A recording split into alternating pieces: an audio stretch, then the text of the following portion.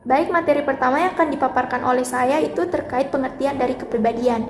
Jadi, apa itu kepribadian? Kepribadian itu adalah cara khas seseorang dalam berpikir, merasa, dan bertingkah laku saat berinteraksi dengan lingkungan sekitar. Kita sering memakai kata sifat seperti kayak ramah, baik, pendiam, disiplin, dan sebagainya untuk menggambarkan kepribadian dari seseorang. Ketika suatu sifat muncul secara konsisten, baik di berbagai situasi maupun dalam jangka waktu yang lama, sifat ini tuh bisa disebut sebagai traits atau ciri dari kepribadian. Semakin konsisten munculnya sifat itu, maka semakin kuat juga sifat tersebut dalam menggambarkan diri seseorang. Yang kedua itu ada tes kepribadian dalam dunia kerja. Di organisasi dan perusahaan, tes kepribadian digunakan untuk memahami perilaku calon karyawan. Banyak instansi besar bahkan ratusan lembaga pemerintah itu memakai tes kepribadian untuk yang pertama itu menilai kesesuaian karakter calon dengan pekerjaan, lalu yang kedua memprediksi kinerja dan cara kerja di masa depan, lalu yang ketiga mengetahui potensi, kekuatan, dan risiko perilaku seseorang. Nah, namun tes ini juga punya keterbatasan karena calon karyawan itu bisa saja memberikan jawaban yang dibuat-buat supaya terlihat bagus. Jadi tes kepribadian itu hanya harus tetap dilihat sebagai alat bantu, bukan satu-satunya sebagai penentu. Lalu selanjutnya itu ada personality framework atau kerangka kepribadian. Nah, personality framework itu adalah model atau teori yang menjelaskan perbedaan sifat antar individu. Fungsinya itu untuk yang pertama memahami perilaku manusia, lalu yang kedua itu memprediksi performa kerja, lalu yang ketiga mengetahui kekuatan dan kelemahan dari seseorang. Jadi dalam dunia organisasi itu framework inilah dasar dari banyaknya tes kepribadian, yaitu ada tiga framework yang paling sering dipakai. Itu adalah yang pertama MBTI atau Myers-Briggs Type Indicator, lalu yang kedua ada The Big Five Personality, dan yang ketiga itu ada The Dark Triad. Baik, itu saja pemaparan dari saya. Selanjutnya ada Myers-Briggs Type Indicator MBTI. MBTI adalah tes kepribadian yang sangat populer dan biasanya berisi sekitar 100 pertanyaan tentang cara seseorang berperilaku atau merasakan sesuatu dalam berbagai situasi. MBTI membagi kepribadian menjadi 4 pasang preferensi. Yang pertama ada extrovert dan introvert. Extrovert yaitu merasa berenergi saat bersama banyak orang. Introvert yaitu lebih nyaman saat sendiri atau dengan sedikit orang. Yang kedua ada sensing dan intuition. Sensing yaitu fokus pada fakta dan detail nyata. Intuition yaitu fokus pada ide, gambaran besar, dan kemungkinan masa depan. Yang ketiga ada thinking dan feeling. Thinking yaitu membuat keputusan berdasarkan logika. Feeling yaitu membuat keputusan dengan mempertimbangkan perasaan dan nilai kemanusiaan. Yang keempat, thinking dan perceiving. Thinking yaitu suka keteraturan, rencana, dan struktur. Perceiving lebih fleksibel, spontan, dan mudah beradaptasi. Gabungan keempat aspek ini menghasilkan 16 tipe kepribadian. Adapun Big Five Personality Model, yaitu model 5 faktor. Model ini menilai kepribadian berdasarkan 5 sifat utama. Model ini dianggap lebih akurat secara ilmiah dibanding MBTI dan banyak digunakan dalam penelitian. Kelima dimensinya, yang pertama ada kedisiplinan. Seberapa teratur, bertanggung jawab, dan mampu mengatur diri seseorang.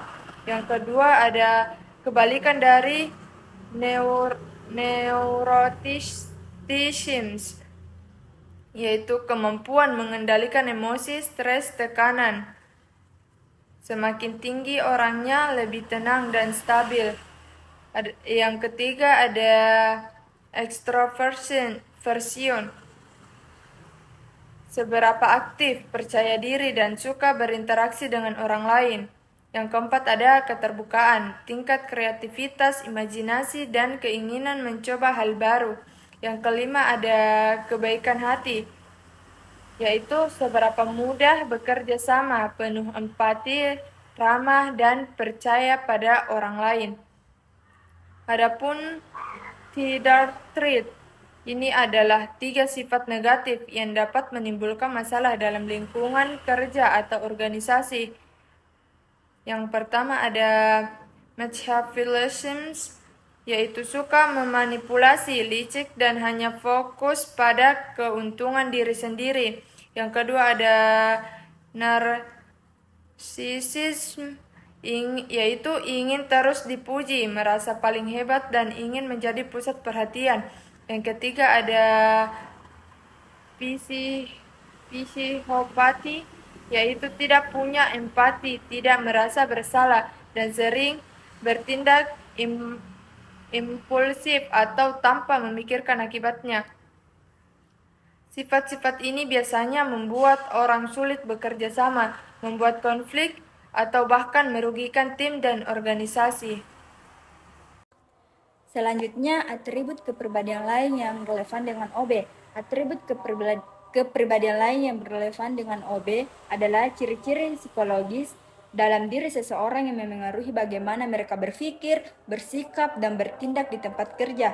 Sederhananya, ini adalah sifat-sifat yang bikin tiap orang punya cara kerja, cara komunikasi, dan cara menyelesaikan masalah yang berbeda. Selain ciri-ciri kepribadian utama, ada atribut lain yang memengaruhi perilaku dalam organisasi, yaitu yang pertama, evaluasi mandiri inti atau keyakinan seseorang individu yang pada kemampuan dan harga diri mereka seperti kepercayaan diri, optimisme, dan kinerja yang lebih baik. Yang kedua itu pemantauan diri atau kemampuan untuk menyelesaikan perilaku dengan situasi sosial seperti fleksibilitas dan kemampuan beradaptasi seperti konsistensi, tetap kurangnya kepekaan terhadap situasi. Dan yang ketiga itu kepribadian proaktif atau kecenderungan untuk mencapai dan menjadi pemimpin, inisiatif tinggi, mencari peluang, dan berjuang untuk mengubah lingkungan. Selanjutnya, saya akan menjelaskan tentang kepribadian dan situasi. Kepribadian adalah ciri khas dalam diri seseorang yang membuat cara berpikir, merasa, dan bertindaknya berbeda dari orang lain. Sifat ini relatif stabil, artinya nggak gampang berubah. Kepribadian dan situasi memiliki dua teori. Yang pertama, teori kekuatan situasional. Teori ini memiliki 4 poin. Yang pertama, kejelasan. Kedua, konsistensi. Ketiga, kendala. Dan yang keempat, konsekuensi. Kedua, teori aktivasi sifat. Situasi tertentu dapat mengaktifkan ciri-ciri kepribadian. Sifat-sifat dapat muncul lebih kuat dalam kondisi tertentu yang menunjukkan sifat dan pengasuhan yang saling melengkapi dan tidak bertentangan. Selanjutnya, kemampuan. Kemampuan adalah kapasitas atau potensi seseorang untuk melakukan suatu tugas atau aktivitas yang dengan baik.